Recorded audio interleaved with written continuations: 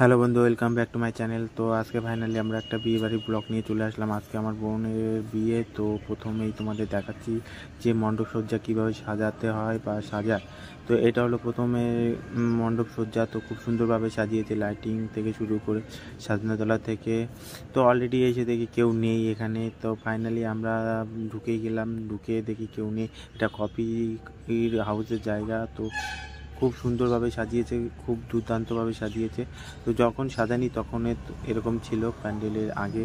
তো এইখানে প্রত্যেকটা ছেলেপেলে এখানে কাজ করছে, তারা মণ্ডপসজ্জা সাজাবে বলে। তো এরা সহযোগিতা করছে, সাথে কিছু ছোট ছোট বাচ্চারা।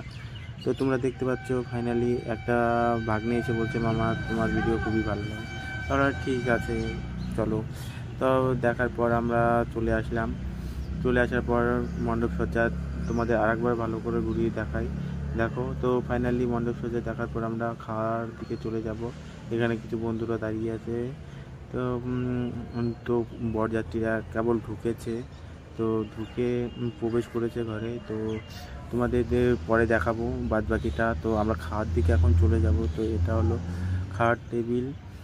তো খেতে পরিবেশন করছে, আমাদের খুব খিদে পেয়ে গেছে। তো আমরা খাবো বলে বাইরে দাঁড়িয়ে আছি।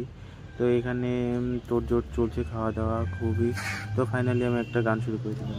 তো আমি ঘর থেকে বেরিয়ে আসলাম, বেরিয়ে এসে সাজনাতলা থেকে যাচ্ছি, দেখি সাজনাতলাটা কীভাবে সাজিয়েছে সেটা দেখার জন্য যাচ্ছি।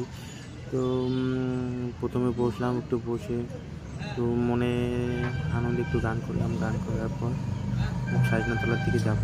তো প্রথমেই গান শেষ, তো এখন উঠলাম, দেখি দুটো বিড়াল দেখি সাজনাতলার দিকে চলে যাচ্ছে। তো এই দুটোকে তাড়ানোর জন্য আমি তাড়ালাম, দেখলাম খুবই সুন্দর।